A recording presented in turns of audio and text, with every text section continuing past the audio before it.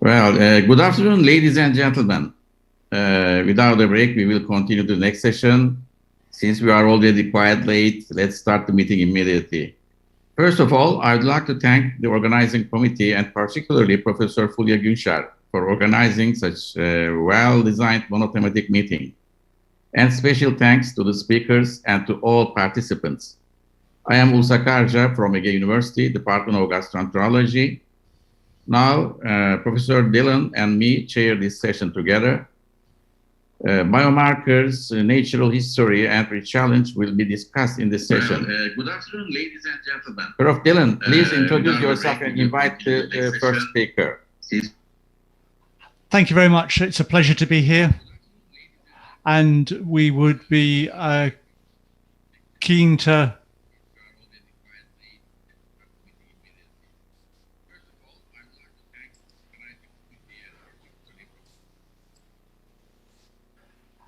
Thank you. Sorry, I was having feedback with the other thing. It's my pleasure to introduce Professor James Deere, who is going to talk about new biomarkers in the drug-induced liver injury. Professor Deere.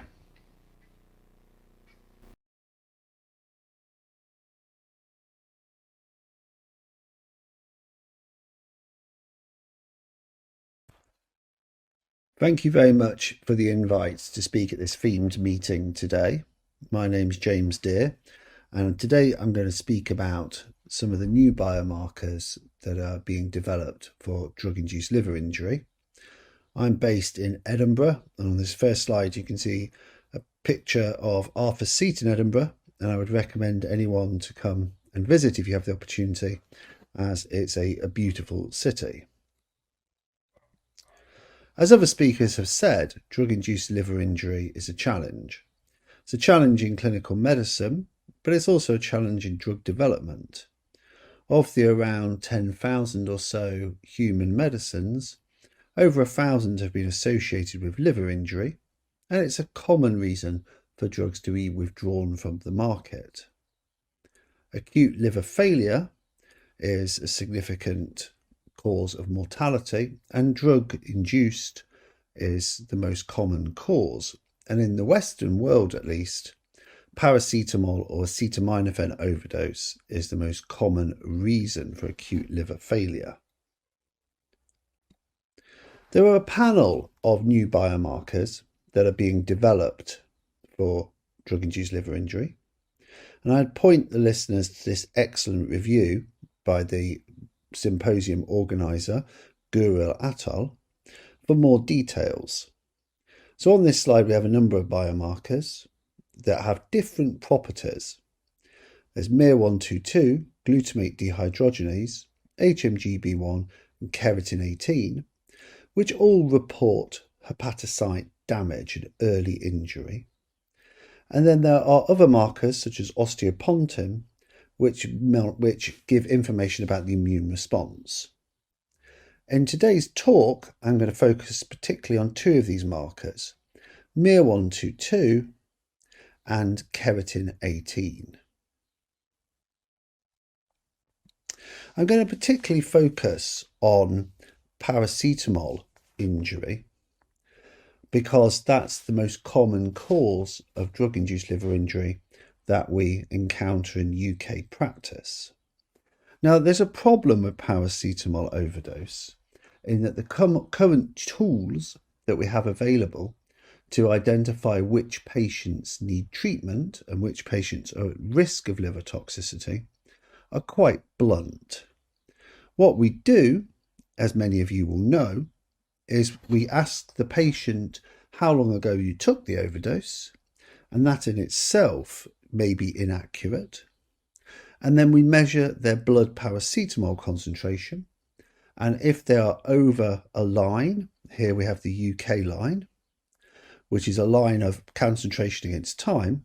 If they're over that line, then treatment is started with the only drug we have available, N-acetylcysteine. Now, if we take two cases, if we take the case of, let's call them Mr. Black, this patient's just over the treatment line, but receives the same dose of antidote as Mrs. Red, who's way over the treatment line and has marked liver necrosis. Now, already as a pharmacologist, this can't be optimal, where we're treating all patients with the same dose of acetylcysteine, which is only dependent on their body weight, regardless of their paracetamol concentration or the presence of liver damage. In other countries, such as the USA, Canada, Australia, New Zealand, they use a line set at a different point. And actually, Mr. Black, if he took his overdose in Canada, wouldn't be treated at all. So there's a need in this space for new markers to help us refine our decision making.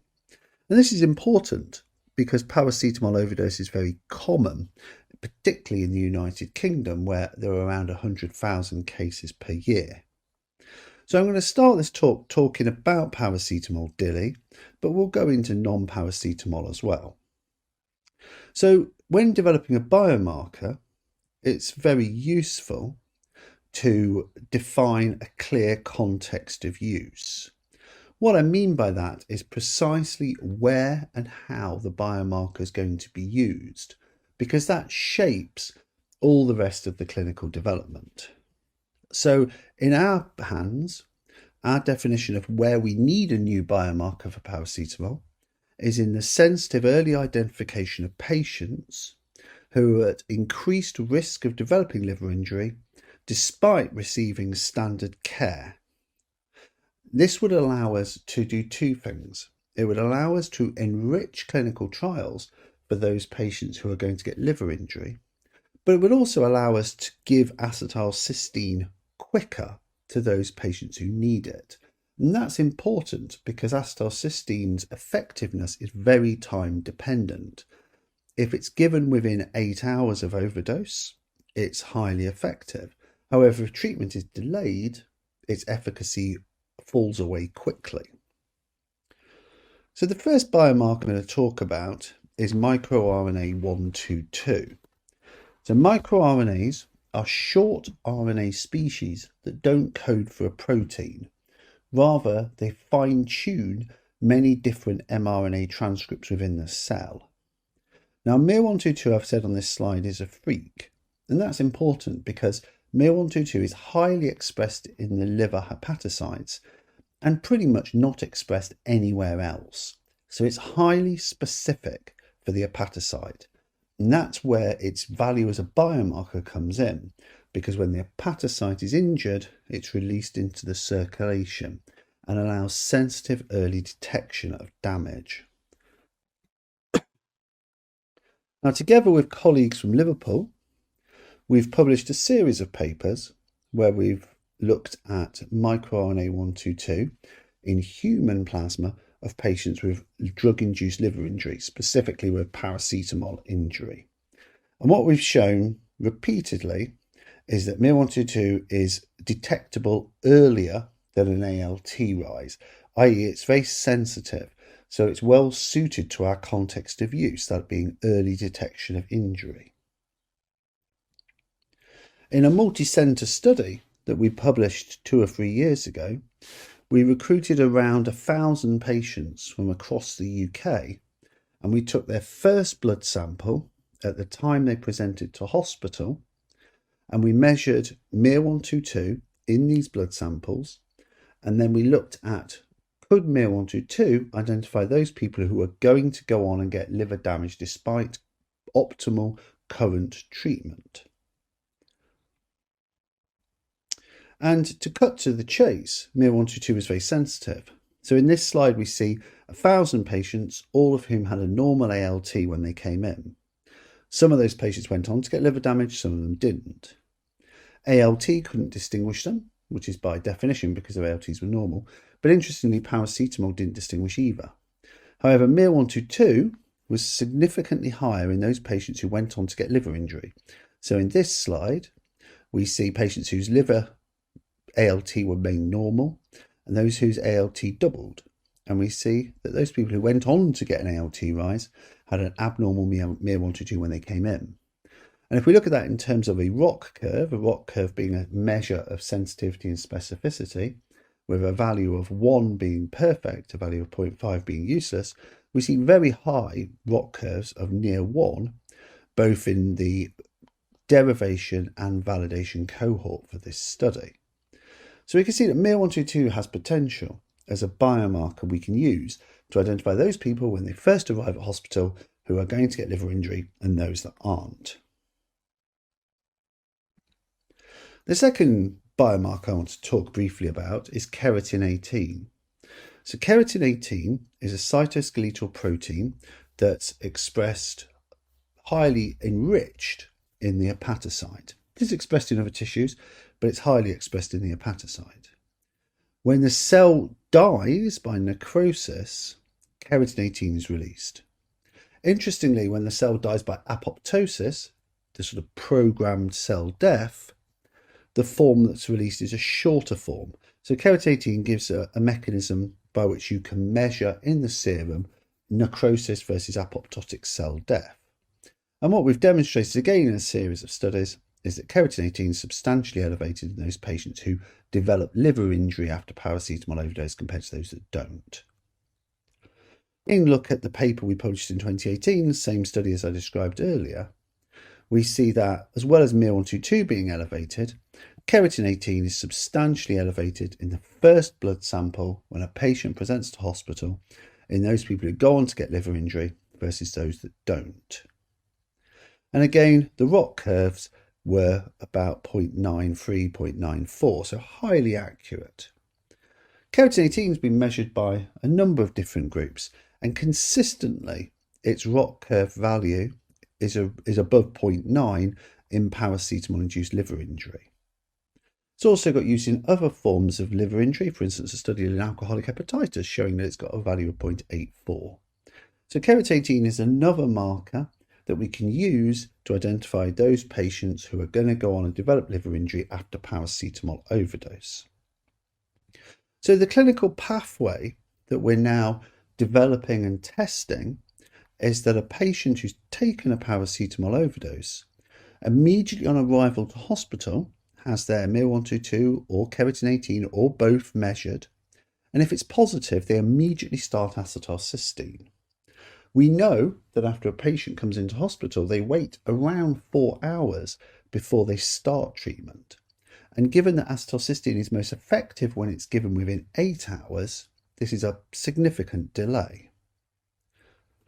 Equally, if they're MIR122 and Keratin negative, then they can go and have standard care. And that standard care may indicate they don't need treatment, or it may indicate that they need treatment. So this pathway minimises the risk of false positives and false negatives from our biomarker. So to bring this to life, I'll describe a real case that presented to the Royal Infirmary of Edinburgh some years ago. So this was a 25-year-old man who'd taken a single overdose of 35 grams of paracetamol at 2:30 in the morning. And the timing was backed up by a Facebook message, so the timing seemed to be correct. He immediately had taken the overdose on Arthur's seat, and he immediately walked down to the Royal Infirmary, and around 4.5 hours after the overdose was assessed in the emergency department. He had no risk factors for hepatotoxicity, and his paracetamol level was 107, which was below the line at that time. ALT was normal, INR was normal, and he was assessed by a senior doctor and discharged after psychiatric review. Entirely correct treatment, just as the guidelines at the time said. He represented to our hospital 43 hours or so after the overdose because he was vomiting and had abdominal pain. And at this time, we see his blood tests are very abnormal. His paracetamol level has fallen, but his ALT is now 11,000 and his INR is 2.1. So this patient has significant liver injury that's developed despite his first set of blood tests being essentially normal. So we took his blood sample from this first presentation and measured MIR122 and Keratin 18. And what we see is both these markers were substantially elevated. MIR122 is 50-fold above the upper limit of normal. And this shows that if these markers had been used, this rare case of a missed patient who was at risk would have been captured. Just giving a real case of how these could be used. Now, of course, in today's talk, we're very much interested in non-paracetamol DILI, so I want to turn my attention to that now. And I want to talk about two studies on this slide. The first, an international collaborative effort from both Europe and America, a landmark paper that took well-phenotyped cases of DILI and non-DILI and measured a whole panel of biomarkers to see which ones have the best discriminating capacity. And what I want to point your attention to is the traditional biomarkers, such as ALT, perform very well because ALT was used to distinguish DILI from non-DILI.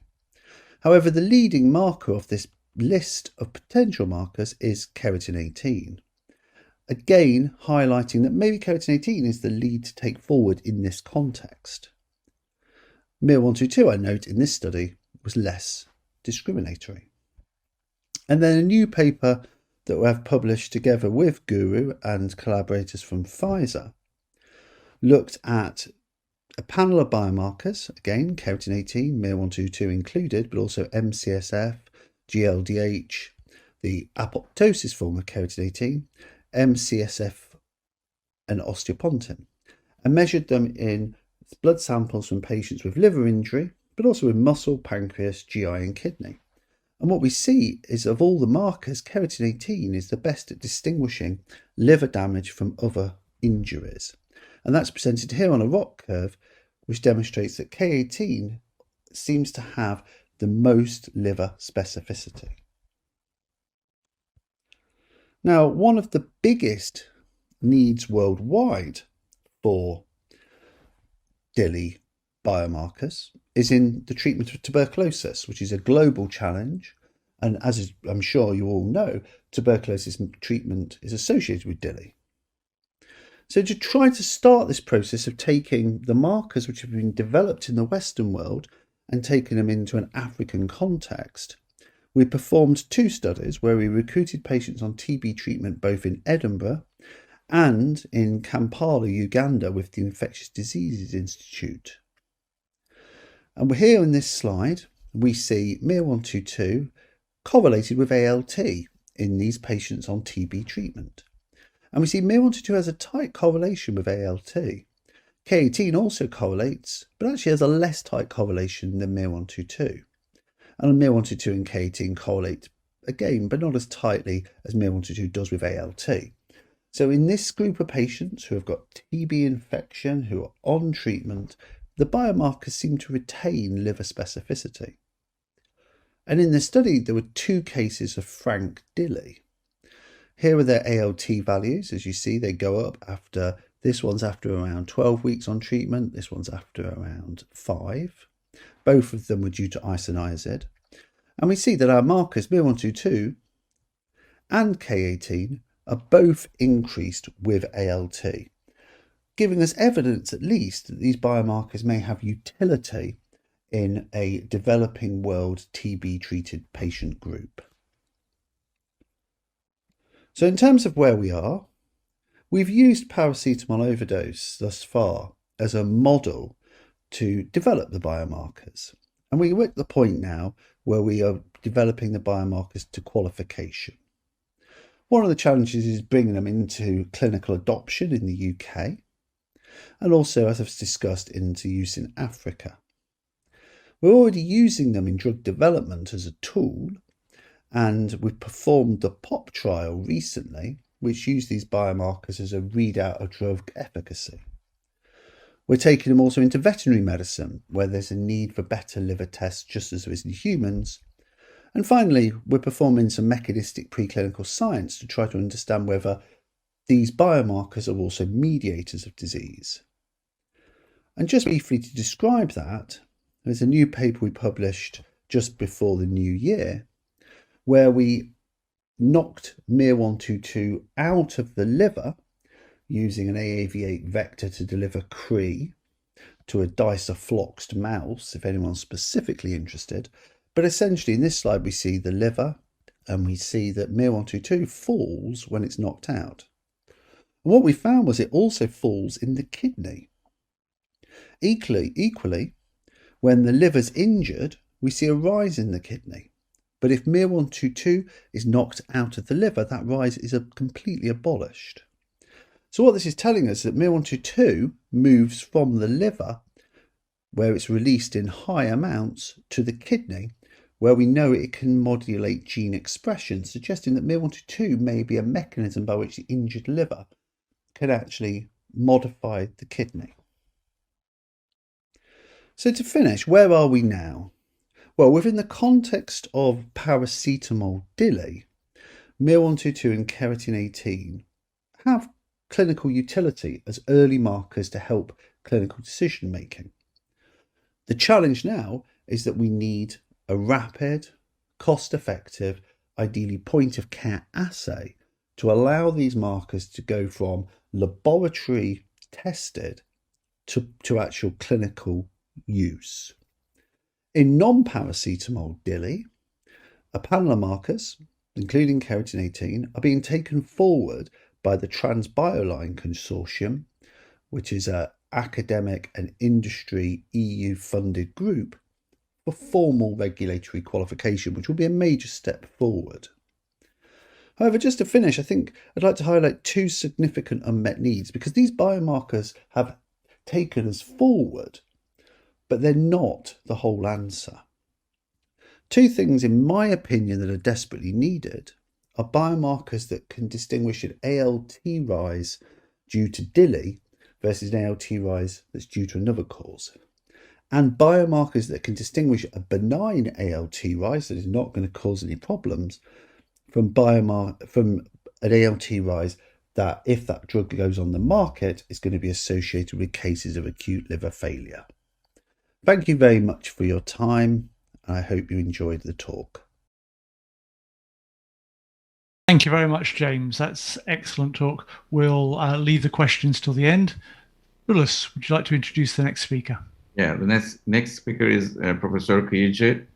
He's going to talk about the natural history and severity assessment of chronic DILI. Take your microphone, Professor Kıyıcı. Turn on your voice.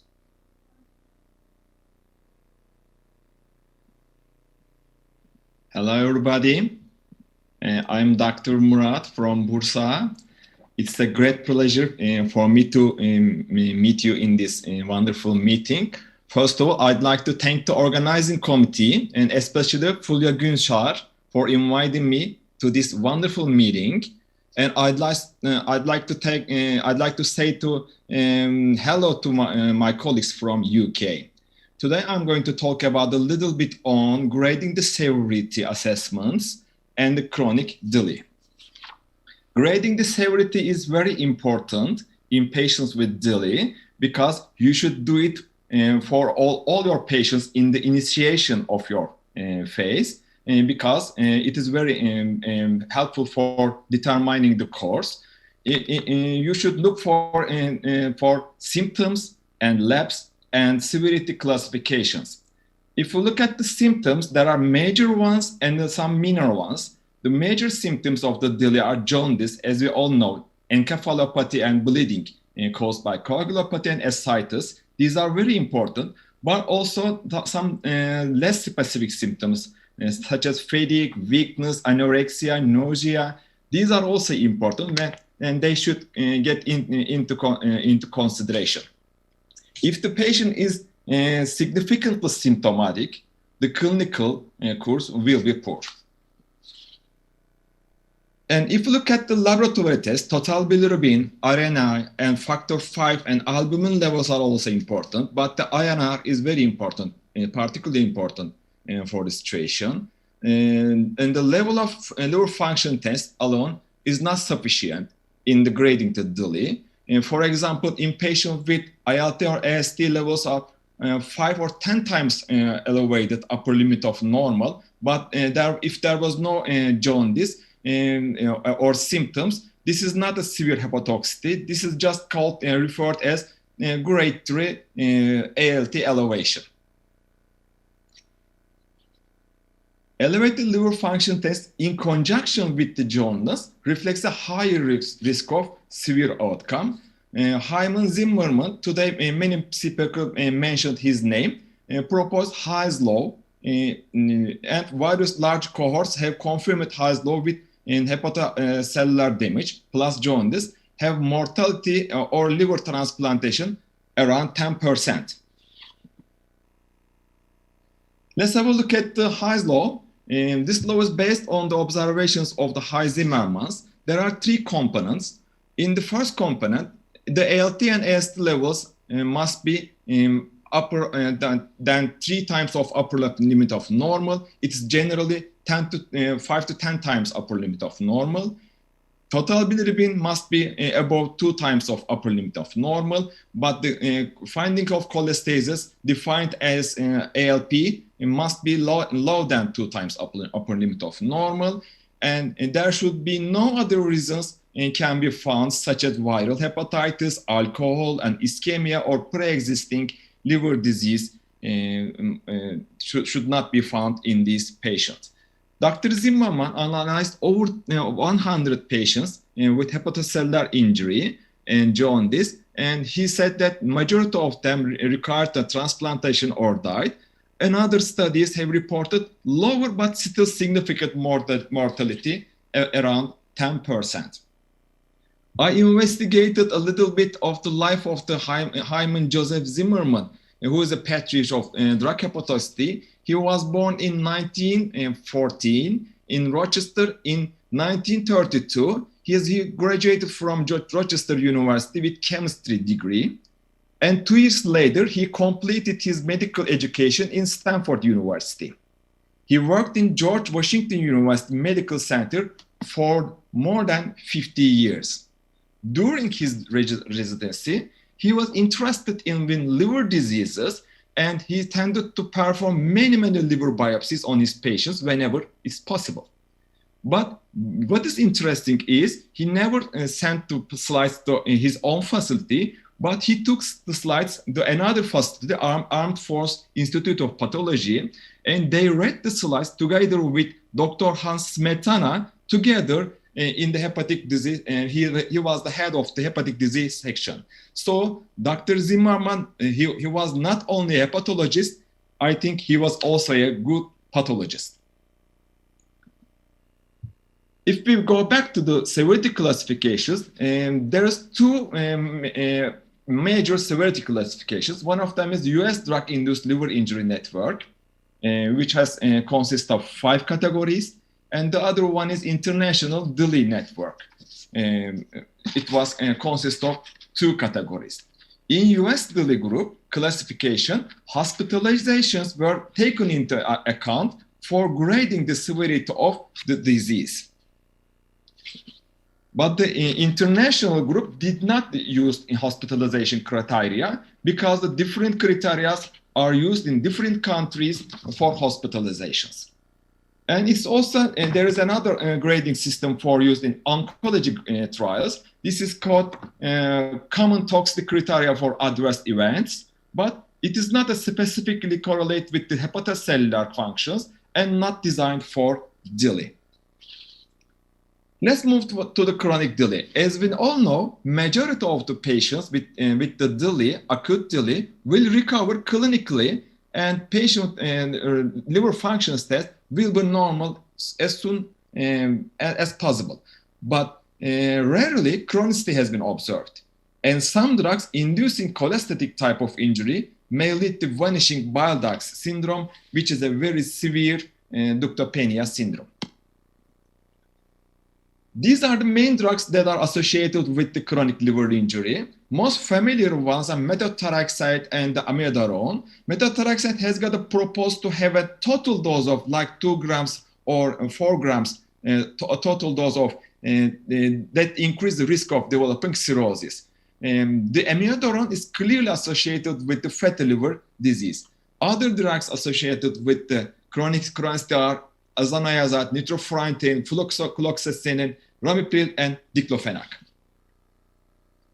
If we look at the history of the chronic liver disease with medications, it has been described that over 40 years. And earliest papers on this group focused on methyl-dopa and nitrofurantoin particularly when taken into prolonged periods of time. If we look, but however, in 1999, the ATL described a cohort who appeared to have chronic liver injury from a variety of drugs, of medications, even they had been stopped. So the first paper came from the Ethel and colleagues. It was a retrospective study with 33 patients, and the chronicity was observed was 39%. It was very high. The liver biopsy done in just 4 patients, and there was marked changes to chronicity and leukopenia. Median follow-up was about 5 years. Liver-related mortality and morbidity not reported in this patient, but significant fibrosis in initial biopsy and delay in the stopping drug agent is associated with chronicity. These are the culprit drugs, causative drugs, and liver biopsy results of 4 patients in that study. Culprit medications, such as a very known medications such as amiodarone, methyldopa, and nitrofurantoin were classic, but most other new drugs that are not classically associated to chronic injuries, such as coamexilav and diclofenac and halothane, are important. There is an interesting patient. It is interesting that patients had been off culprit medication for a very long period of time, but they still got the chronicity. So, such as chronicity, near a third of the patients had the chronicity. This was a selection bias because they were all hospitalized patients, and in other words, they were all severe cases. Then this Spanish Dillon registry came up in 2006, and they have been collecting cases since 1994 under the guidance of Raul Andrade, and Isabel Lucina. All patients and inpatient and outpatient cases were suspected Dillon were referred to the team with forms, questionnaires, and interviews, and cases with fully reviewed and adjudicated by if the likelihood of Dillon with the team. Space Dillon, it was a prospective study. It was consists of approximately 500 patients, and they observed for approximately 10 years, and chronicity was about 5.7%. Cholestatic and mixed pattern was more prone to developing chronic injury. They made a definition of chronicity as in hepatocellular group, persisting abnormal LFTs for more than 3 months after stopping the drug. In cholestatic group, it was accepted as 7 months. In patients with cholestatic pattern, patients were significantly older than other type of injury, and survival was more poor in patients with hepatocellular damage in 200 days. If we look at the causative drugs in acute and chronic damage, penicillin with coamexilav was the most frequent drug causing the cholestatic pattern. And other cardiovascular and central nervous system drugs found to be causative drugs. And again, cholestatic and mixed pattern was associated with chronicity. In patients with hepatocellular injury, 3 of them were progressed to cirrhosis, and 2 of them progressed to chronic hepatitis. And in cholestatic drug group, the liver biopsy performed indicated cirrhosis in 1 patient and ductal lesions in 3 patients. So in conclusion, cholestatic and mixed damage is more prone to become chronic, while hepatocellular pattern, the severity is greater. The first Swedish report came from Björnsson and colleagues with a prospective study. It was a single center study. 77 cases were identified, and those who were alive, 69 patients were alive, invited to the clinic, and 59 of them were reviewed in the clinic, and 6% of them diagnosed as Dillon, and after a median follow-up of 4 years. Causative drugs were nitrofurantoin, flucloxacin, and clindamycin in these patients. And in cholestatic group, again, it was more than others. Also females were much less in this group. In cholestatic group, patients were older and females were much less in this group. In Swedish Adverse Drug Reactions Committee Registry, it was published 2 years later. It was a follow-up study for acute DILI patients for jaundice for 10 years. Then they have reported much less rate of chronicity, such as 1.5%. This was this was very low because the wider initial catchment of hospitalized DILI patients across the nation. And this was a study of 3 to 4% patients with DILI were hospitalized, and 5 of them had lived related to liver mortality. Some of them had cryptogenic cirrhosis, in which DILI might have a role. And finally, longer duration of drug therapy prior to the detection of DILI was observed in patients with liver-related mortality and morbidity. This slide summarizes the results of the study. The only significant factor between groups was duration of therapy between the patient with liver-related mortality and no liver-related mortality. So in summary, they conclude that the development of clinically important liver disease after severe DILI is rare, but the severe DILI might be contribute to case of cryptogenic cirrhosis with associated liver decompensation and mortality. Significantly longer duration of drug therapy before the diagnosed DILI was found in those who developed liver-related mortality and morbidity during follow-up. US Dillon group were having approximately 600 patients, and they were prospectively followed up. And in approximately 20% of patients had signs of chronicity. Chronicity defined as elevation of liver function test histologically and radiologically. African American race, higher ALP values, and prior heart disease and malignancy were independent risk factors for chronic DILI patients. Duration of treatment was longer in chronicity, and chronicity was more likely to occur in cholestatic patients. Similarly, patients with persistent liver injury in 12 months were more older, and those with cholestatic liver injuries. Of the study population, 30 of them had transplantation, 17 of them had liver-related death, and 15 of them had non-liver-related death. So what is the best cutoff point for the chronicity?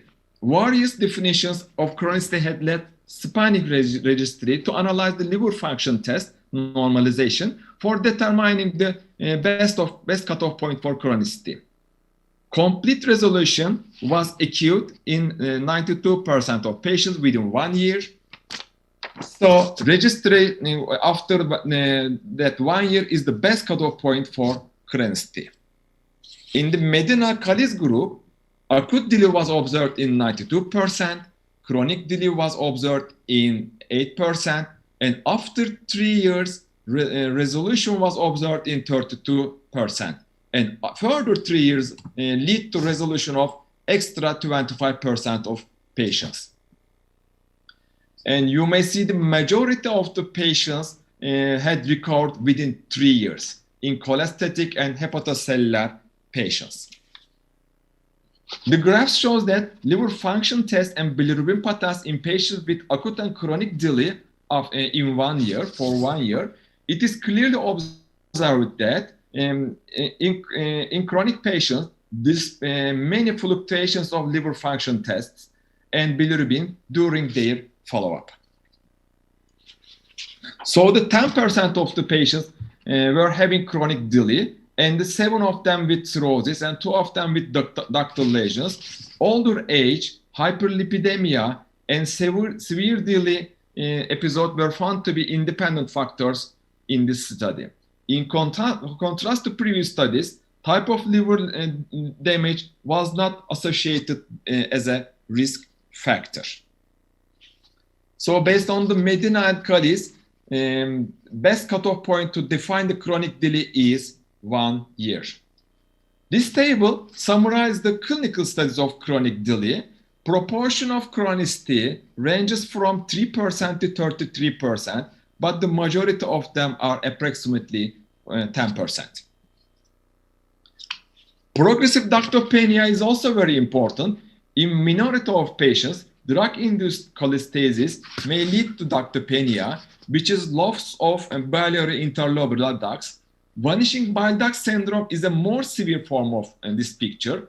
Loss of bile ducts more than 10% of portal areas, it is defined as, and it is rare, but it is serious. Liver biopsy is required for the diagnosis, and US Dillon study, about 7% of the patients has got the vanishing bile duct syndrome, and 14 of them was moderate to severe, and 12 of them was mild. Drugs with progressive ductopenia, such as coamexilav, HDS, azithromycin, fluoroquinolones, thalidomide, and allopurinol. And this slide shows that the loss of drugs attributed to Monte class. In the A graph, you can see that the portal areas infiltrated with the lymphocytes and macrophages, but without a discernible drug. And in the B plate, we see the infiltrated portal areas with apoptotic cells. In a patient with the traditional Chinese medication, portal areas with infiltrated with the lymphocytes and often obscured with the bile ducts, and the chronic cholestasis was confirmed by the positive copper stain, such as red granules. CK7 stain showed the extensive ductular reaction, hepatocellular CK7 expression in this patient, and loss of bile ducts and canals of Herring's can be seen in the F plate. So how is the prognosis of the bile duct loss? It is very bad. If it occurs, generally it is having an unfavorable prognosis. In patients with the bile duct loss, liver-related mortality is 3 times more, and need for liver transplantation is approximately 2 times more than patients with no bile duct loss. So in conclusion, liver cirrhosis has been reported in association with a number of different drugs. In most widely recognized one is probably the methotrexate. And information is from development of cirrhosis comes from isolated case reports and small number of patients with large DILI cohorts. And most of these cases have inactive cirrhosis, and it is difficult to completely exclude the participation of other underlying diseases such as NASH. And in non-cholestatic cases, it is extremely unlikely that they progress to cirrhosis, and they usually have normal liver within 2 or 3 years. However, sometimes we can encounter with the decompensated liver cirrhosis in following up these patients. Thank you very much for your attention.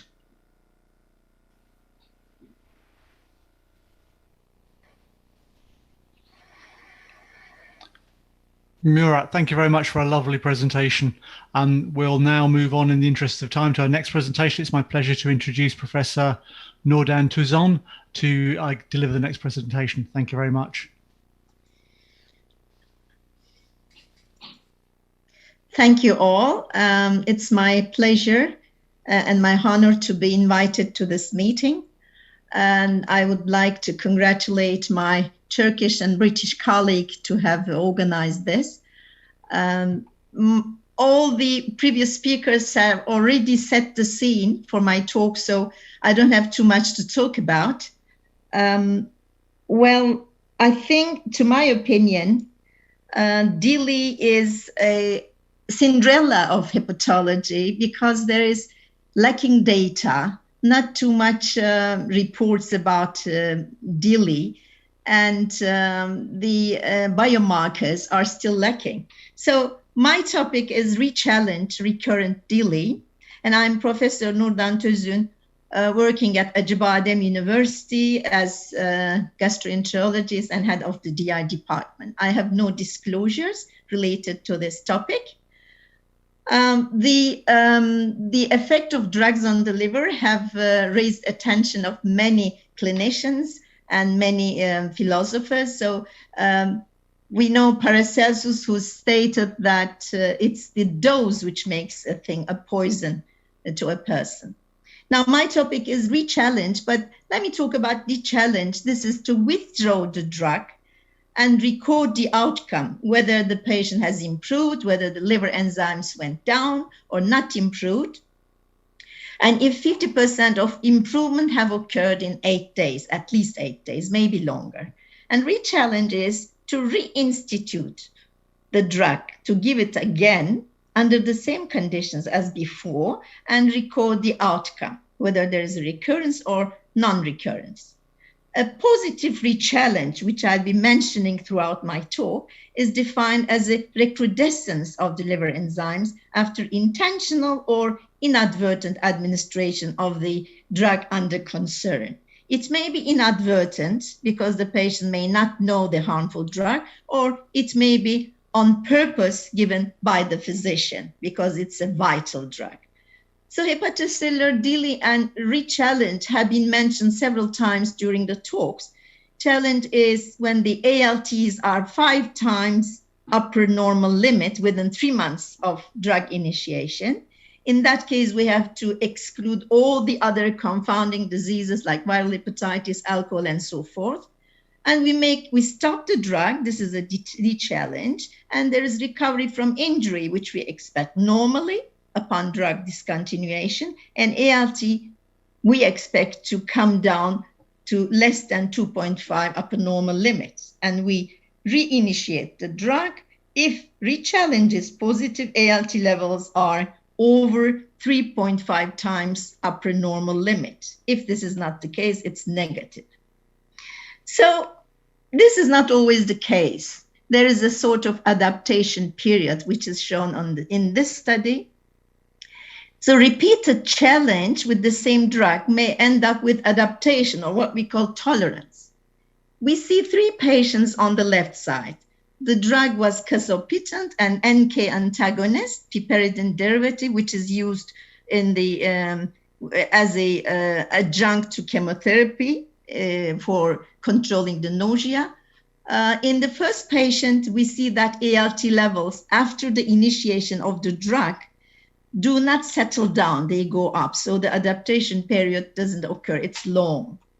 In the second, it's even better, it's hopeful, it's promising. But in the third one, in the last slide, this is the profile of a subject which shows adaptation or tolerance with diminishing ALT elevation. ALT is still high, but not too much. So this is reassuring for the physician. So we shouldn't conclude that we are dealing with positive re-challenge. It is an adaptation period.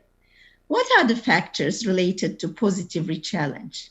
Well, we know that more than 50 drugs are reported to be associated with positive re-challenge after DILI. It has been mentioned that these are antimicrobials, central nervous system drugs, cardiovascular drugs, or oncology therapeutics. These are the most culprit ones. And of course, we have to take account about the risk factors like daily dose, which should exceed 50 milligram, but some articles say it's over 100 milligram, even it's idiosyncratic.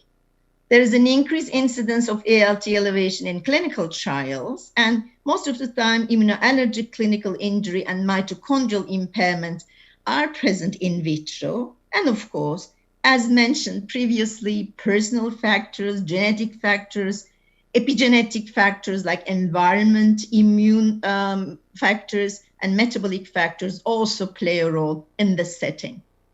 So there's what we know, the GSK Global Safety Database, which provides us an insight about what's going on. It's reported on 36,000 cases, more than 36,000 cases of hepatic adverse effects. 770 were re-challenge cases. And when they were medically analyzed, 648 of them were confirmed. And it was adjudicated by 6 physicians, which is the rule. And the remnant cases are 88. Among these 88 cases, there were 2 of them which ended up with death, and 86 were non-fatal cases. So this is possible drug-related hepatic disorders which are in the registry of this study. And the most responsible drugs, as mentioned before, are antibiotics, antivirals, azathioprine, and H2 antagonists. Some of them are retrieved from the market, as we know. So patients were generally young, they were male with no underlying liver disease, and they were symptomatic. It's easy to diagnose them when they are symptomatic, when they have fatigue, jaundice, and other symptoms. Use of concomitant medications with the drug under concern are common, and almost 2/3 of the patients experienced serious adverse events, and 14 of them had severe hepatocellular injury with jaundice, and 2 patients died with 2.3% of fatality case. So drug rechallenge or reinitiation following an event of drug-induced liver injury, DILI, is associated with 13% mortality in prospective studies and 2 to 50% mortality in retrospective studies. It's enough to get feared of that. Challenge is thrilling and can be dangerous. Rechallenge can be even more dangerous. And that reminds me the Space Shuttle Challenger, which blew apart some 70 seconds after lifting off from Cape Canaveral in 1986. So you should have a brave heart for the rechallenge and know what is waiting for the patient and for yourself. So rechallenge events, we know they occur more rapidly than the initial DILI. It goes from 1 week to several weeks. This is what we know from our experience. A positive drug rechallenge may be defined as an ALT elevation less than 5, but between 3 to 5 times over normal values or greater. Rechallenge is associated with more severe liver injury, and sometimes it may end up with acute liver failure with jaundice and very high ALT levels.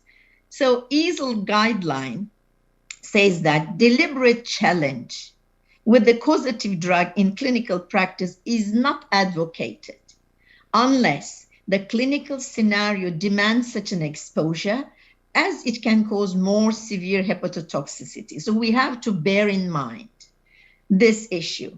And controlled rechallenge after an episode of liver injury is justified in oncology setting and anti-TB therapy, which I will mention later, if there is no alternative, if the lifespan depends on the use of these very potent medications. So if no safer alternatives are available, if the objective benefit exceeds the risk, if you can fully inform the patient and the patient gives consent to rechallenge, and if the patient are adherent to the follow-up, they come and visit you, which also depends on the culture of the country. And alert providers are awake about the hepatic symptoms, hepatitis symptoms, you can make or you can try a rechallenge, and you shouldn't be feared so much. But there are some hurdles. These hurdles, I like this painting on the right side. The pharmacophobia is beautifully designed here by a female artist. After experiencing a severe drug reaction, usually patients are reluctant to have another go, and they have anxiety towards medications. So it's difficult sometimes to convince the patient to retake the drug, which causes some side effects. And they are concerned about their fertility or developing adverse reaction to other drugs they are already using. In a patient who had a previous episode of DILI, the clinician has to face the challenge, or he or she may use another drug which is from the same class or similar. A patient may develop DILI for two different drugs after a positive rechallenge by cross-sensitization or by class effect.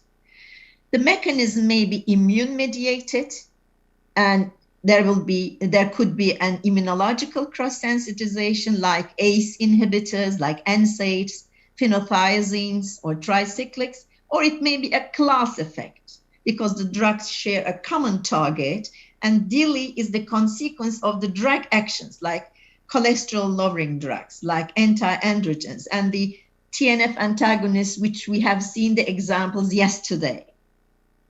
So attention should be paid while you want to use another drug from the similar class, because they may act in the same way as the previous one. So the diagnosis sometimes mandates a liver biopsy.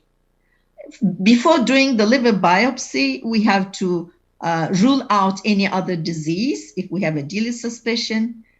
We have to interrogate about the herbals, about the OTC drugs, because the patients usually don't tell the doctor about the medications they use or the herbals or the OTCs they use. And we have to calculate, as Murat beautifully phrased, the scores of the disease, whether it's or the type of the disease, hepatocellular, mixed, or cholestatic, and which causes the causes of the current situation, and then consider the liver biopsy. If rechallenge is negative, if acute or chronic atypical presentation is present, and autoimmune hepatitis is in the differential diagnosis. So very limited, not very, but limited cases are offered liver biopsy in this DILI setting. And the other difficulty is the causality, and the outcome of DILI is a misty area because many confounding factors exist. For example, the patient may use herbals or drugs, concomitant drugs. There might be underlying systemic diseases, diabetes, NAFLD, obesity, and they may influence the ALT levels. Although some papers stipulate that these factors do not account for the severity of DILI, but the normal literature, the current literature, is in favor of underlying diseases. The doses of the drug, because the doses makes the poison, and start time and the interval until the appearance of symptom is not clear. The patient doesn't remember, and it's not obvious when the symptoms will appear. So these are the hurdles we have. This has been already mentioned, but recurrence of liver injury on drug re-exposure, the rechallenge is one of the component of the RUCAM scale and the other scale. So what are the difficulties we face when we want to assess a positive rechallenge? There's significant underreporting of adverse events. And until now, there are few registries all over the world to record the DILI episodes in every country. So there is a lack of general register. So it's very promising that we have the pro-Euro DILI network and US DILI network and now international networks, which will compile the data and give us many, will shed light on the dark areas in DILI phenomenon. Very limited information is available on the incidence of drug rechallenge, and it's even more difficult. Now I will mention only 2 or 3 conditions where we are really in challenge, in difficulty for rechallenge. This is the tuberculosis medications and cancer drugs, which are life-saving in these conditions. Anti-TB drugs, especially the isoniazid, is very well known to cause DILI. And the injury reported in users is about 2 to 28% of patients, and 20% of patients receiving isoniazid, either in single or in combination with other drugs, are suffering from isoniazid. And risk factors for DILI are co-infection with other viral infections. I have already mentioned these. I will only emphasize the genetic susceptibility, and for tuberculosis, the slow acetylases, because this is the metabolites which cause the injury, and this is unpredictable. If hepatotoxicity occurs, the general advice is, if ALT is high more than 3 times, and there are symptoms of hepatotoxicity, or ALT is 5 times over upper normal limit, then we have to stop all the anti-TB medications. In cases with active tuberculosis or with severe illness, where we cannot stop the treatment, we have the option of using non-hepatotoxic anti-TB treatment like ethambutol, fluoroquinolone, and cycloserine, but these are not major anti-TB drugs. So we have to adopt different policies, different strategies to control the tuberculosis. Each capsule contains your medication plus a treatment for its side effects. This is not, available at the present time. So how do we re-challenge with anti-TB drugs? We have to wait until the liver test normalize, or at least ALT falls below 2 times upper normal limit, because upon re-exposure, 24% of patients will experience DILI recurrence. And I think the most important is the initial degree of injury does not predict positive re-challenge. It may be very light, very mild, or it may be very severe. So after the re-challenge, if hepatotoxicity occurs, restart all the drugs simultaneously or restart anti-TB treatment as one at a time. So these are 2 strategies which are suggested by the societies. And we have to assess other risk factors which may interfere with our medication. So how to introduce them? There are 2 studies which I report here. There are 175 patients where anti-TB drugs were reintroduced after positive re-challenge, and they were allocated to 3 groups, which were equal in number almost. The first group, from day 1, 3 drugs, INH, rifampicin, and pyrazinamide, were given all together at normal dosage, maximum dosage. In the second one, there were incremental doses at day 1, day 8, day 15. And in the third one, there was sequential administration. And the study showed that there was no difference in recurrence between the 3 groups. And there is a Turkish study, which was done in 2001. 45 patients were divided into 2 groups. The first group received gradual increase in number and dosage of INH, rifampicin, ethambutol, and we were using streptomycin, and the same regimen as before, INH, rifampicin, pyrazinamide, and ethambutol was administered to group 2, and DILI recurrence was very high in the group 2. So I think it's better to be cautious and maybe to administer at incremental doses, but not one by one. The chemotherapeutic agents or checkpoint inhibitors are very popular now. Hepatotoxicity occurs in 1/3 of patients treated with protein kinase inhibitors, and there are fatal outcomes with some of them used currently, like regorafenib, for example, for metastatic colon cancer. 10% of patients treated with immune checkpoint inhibitors will develop toxicity. This slide says that if you have done a full workup and ruled other causes and High-low is the case, don't re-challenge. But if there is nothing to worry about, if you have any other therapeutic alternative, you have to evaluate the pro and cons, and no concomitant liver disease, consider a re-challenge. But if there is no alternative and there are no immunologic or allergic features, and there are no severe comorbidities, then you can make a re-challenge. So I think this is the most difficult couloir for the oncologist, to restart the treatment or to modify the treatment and use another drug. And finally, the immune checkpoint inhibitors, these are the monoclonal antibodies targeting immune checkpoints. They are used in metastatic melanoma, non-small cell lung cancer, and HCC for us, and they are very effective, but they can induce immune-related hepatotoxicity. This is the hurdle. And ipilimumab, nivolumab are widely used, and when they are used together, they carry a greater risk.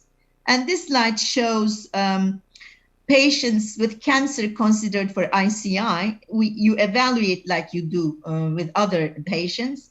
Patients with liver disease and liver dysfunction, ICI may not be tolerated unless there is metastasis. And if you don't give this treatment, the patient is going to die. Patients without liver disease, and if you follow every 1 to 3 weeks and even closer, you can follow the ALT.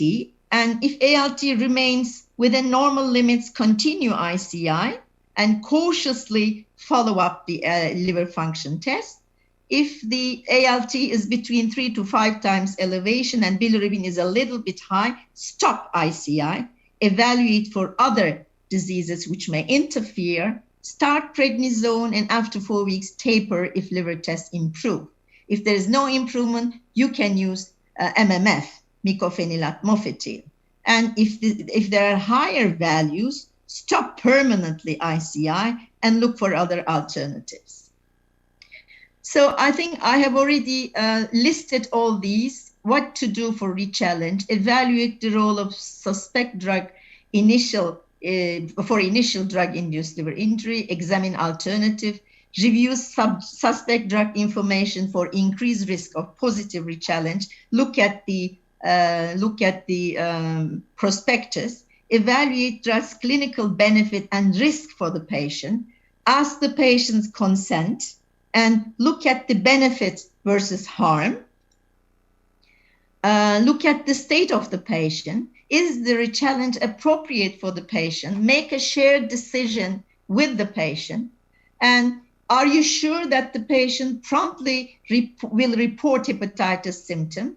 And has the rechallenge been discussed with the institutional review board and ethics committee? And record the results.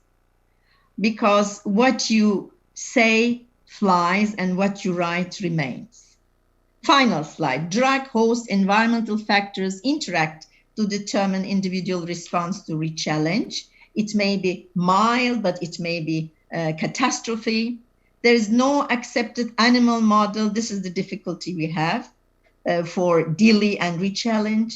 False positive adjudication of a new drug may lead to unnecessary attrition. Maybe in the future, the biomarkers, which have been mentioned by my colleague, the pharmacogenomics, the proteomics, will help to prevent hepatotoxicity by predicting which patient will experience this. And unmet needs are good registry, accurate biomarkers, proteomic studies, genetic studies to predict DILI, and rechallenge of drugs. Drugs are the scalpel of internal medicine, effective but dangerous too. These are the words of Michael Munz. And thank you. Thank you very much. We thank you, Professor Tözün, for this excellent and well-prepared speech. We have the last speaker, Fatih Güzelbulut. He promised to talk briefly, and we need it, Fatih. Of course. Okay. Can I start? Yeah.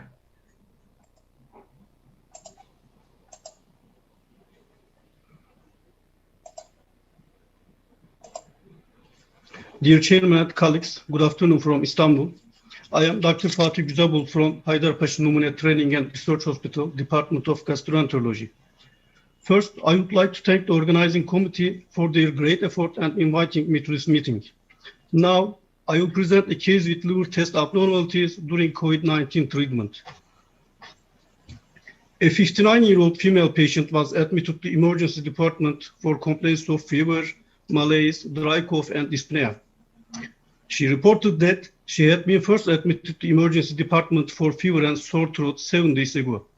On the first admission, physical examination findings were normal except hyperemic appearance on tonsillus, CRP level was slightly elevated, and other laboratory test results were normal.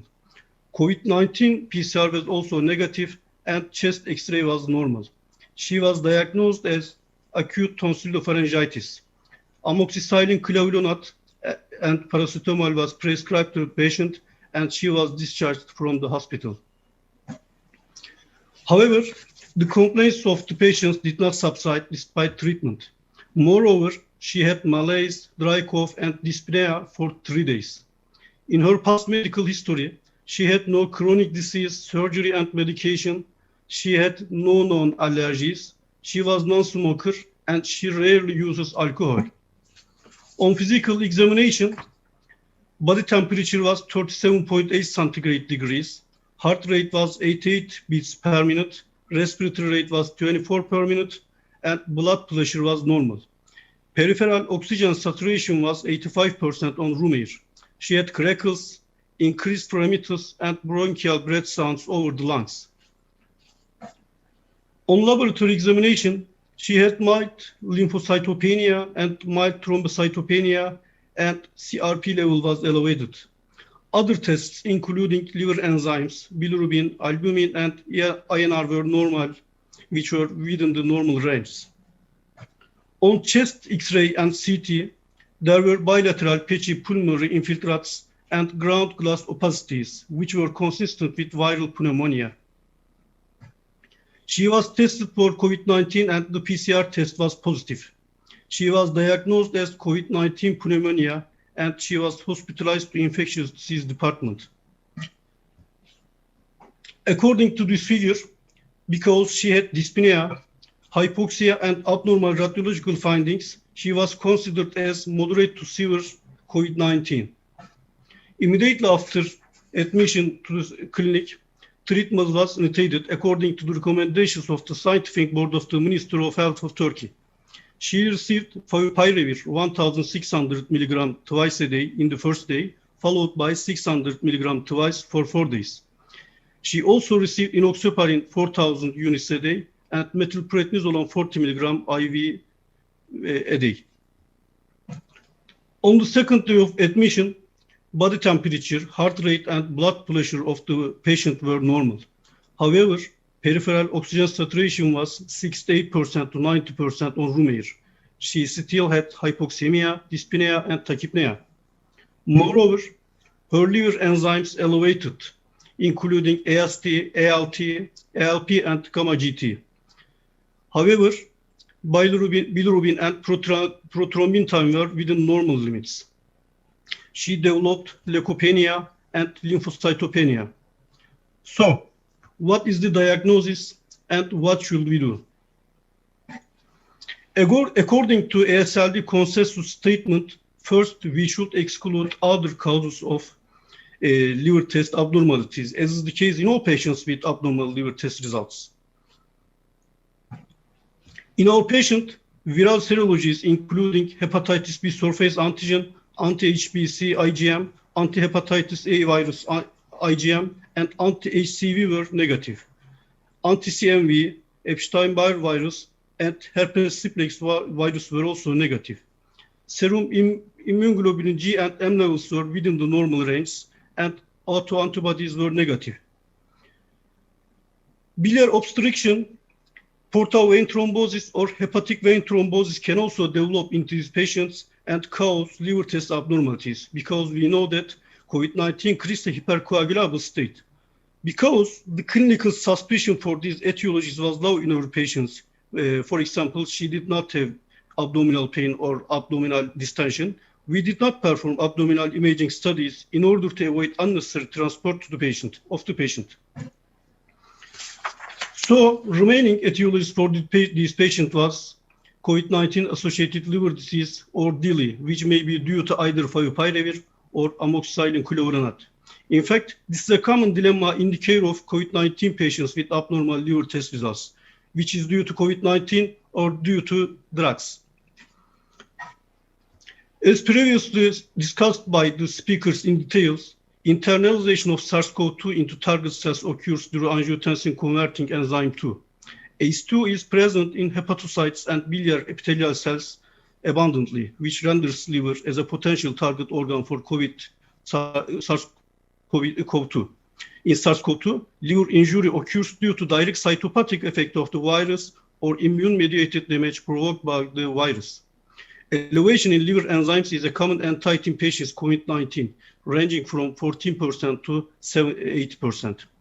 Liver enzymes can be elevated on admission or during hospitalization, as in our patient.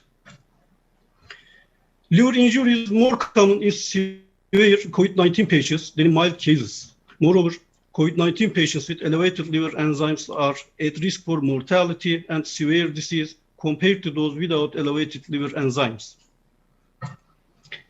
Elevated AST and ALT are the most commonly observed liver test abnormalities on patients with COVID-19. In most cases, AST and ALT are elevated by 1 to 2 times the upper limit of normal. However, higher AST and ALT levels can also be seen.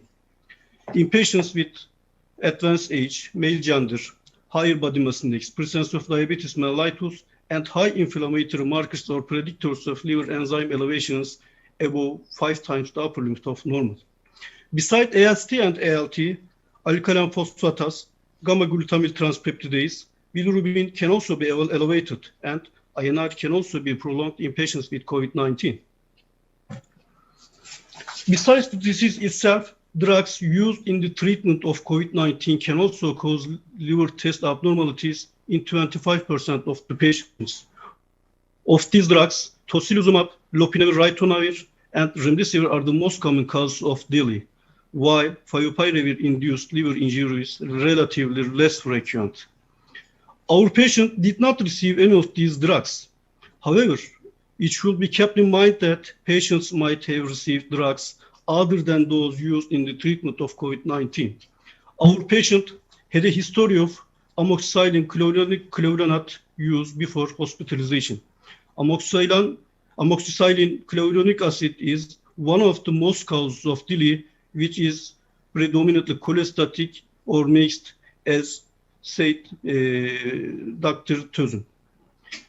Because this patient has moderate to severe COVID-19, we considered the liver enzyme elevation as a manifestation of the disease itself, and bilirubin and INR were also within the normal limits.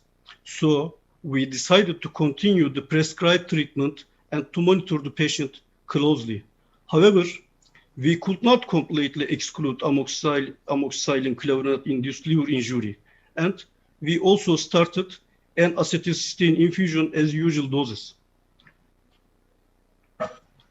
During follow-up, AST and ALT reached peak levels on the 4th day of the admission, along with alkaline phosphatase and gamma-glutamyl transpeptidase levels.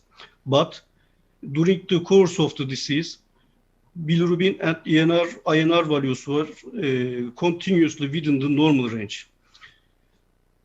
After day 4, they started to decline in parallel with the inflammatory markers and also symptom resolution. On the first days, inflammatory markers such as CRP, D-dimer, and LDH was also high, and they were also declined during the course of the follow-up. And on day 15, liver test abnormalities reached the normal values, except ALT and GGT, they were slightly elevated, and the patient was discharged from the hospital. 1 month after discharge from the hospital, the patient was tested for liver function tests, and all of the liver tests are normal. Thank you very much for your attention.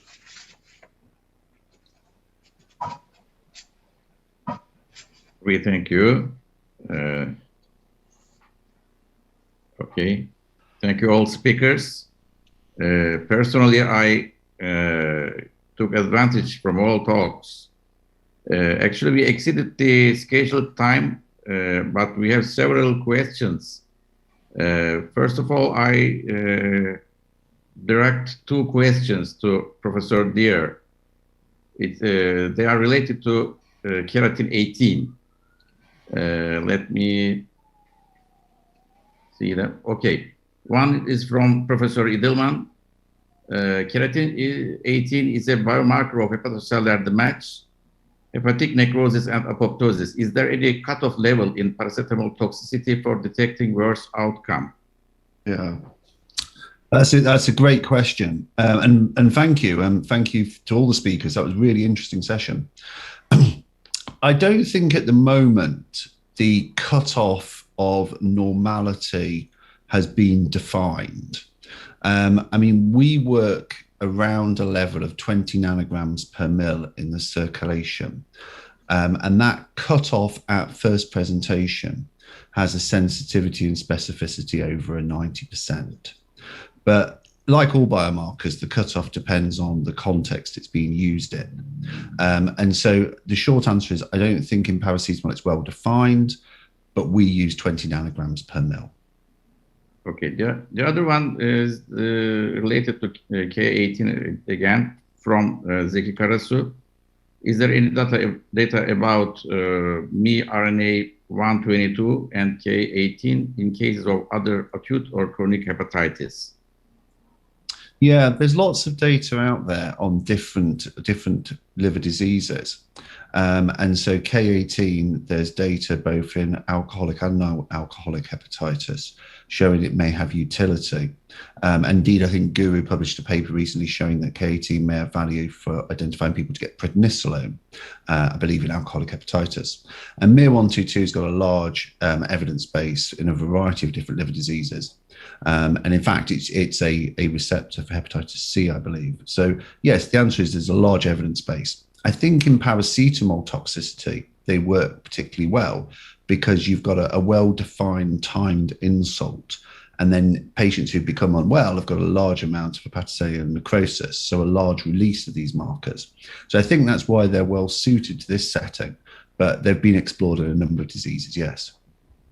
Okay, thank you. John, could you select some questions and direct them? Okay,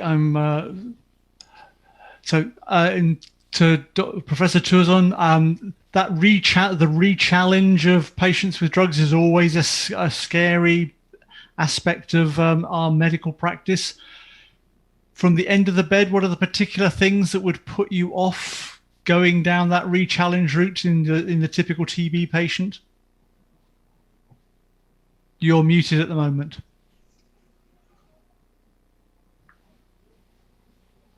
Okay, sorry. If the patient has miliary tuberculosis and a very desperate condition who would necessitate immediate treatment, I would be, in a more difficult position, but I would still use the anti-TB drugs, selecting the ones which are less toxic to the liver. But in other conditions, if I have time to wait for a while, then I would initiate them one by one after the first DILI toxicity, after the first DILI episode. So I think this is a double-edged sword. You are between making harm to the patient or curing the patient. Waiting for a while doesn't really cause too much trouble if this is feasible. And then I would start maybe not full doses altogether with, because there's no big difference, altogether with maybe reduced doses. Okay, thank you. Murat, I have a question for you. Methyl ethyl hydrofolate reductase gene variant and its activity in methotrexate liver disease. Would you, if that was available for you, would you change your dosing levels? You're muted still. Yeah, sorry. Methotrexate is a dihydrofolate inhibitor, and it blocks the dihydrofolate to conversion to the tetrahydrofolate. And methyl and tetrahydrofolate gene polymorphism has been extensively studied, especially in oncology and hematologic oncologic patients. And they have shown that there is some bad results for that, and the drug is affected with this polymorphism. but same results cannot be shown in rheumatology group. In rheumatoid arthritis patients, these results are inconclusive and they can't show that these positive results. Thank you very much. Ulus, do you have any more burning questions, or shall we let people move on to the next session? Another question to, yes, one question to Professor Kıyıcı from Ramazan Dillon. Should we perform liver biopsy to confirm the chronicity of DILI? If the patient has got the symptoms of chronicity with the laboratory tests and with the radiology, it is not necessary. But if you are concerning about the bile duct loss, vanishing bile duct syndrome, it can only be seen by the liver biopsy. Okay. Thank you. Thank you, all the speakers. Thank you very much, everyone. Let's An excellent session. Close the session. Bye-bye. Thank you very much. All the participants also. Thank you too. Thank you very much. Greetings to UK. And to Turkey as well. And to Turkey, yes. Thank you. Thank you. Thank you.